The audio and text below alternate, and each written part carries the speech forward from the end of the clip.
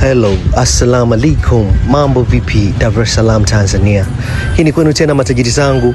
Leo tupo Ubungo Maziwa, na hapa tupo na nyumba nzuri kwa ajili ya makazi, uwekezaji, biashara. Yani hivyo nilivyokutajia vyote hapa unaruhusiwa ama unaweza kuvifanya kwa faida kubwa.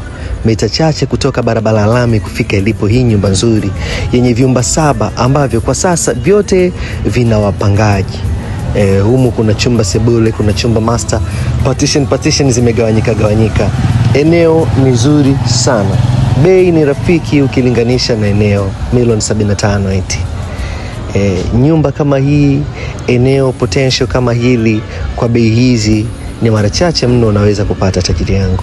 Dokumenti zikiwa zimenyooka, muuzaji ni mwenyewe na ndo mmiliki halali wa hii mali. Njoo, kagua site, umeridhika, shika document, nenda wizarani, umeridhika, njoo ofisini, tukae mezani, tumalize biashara.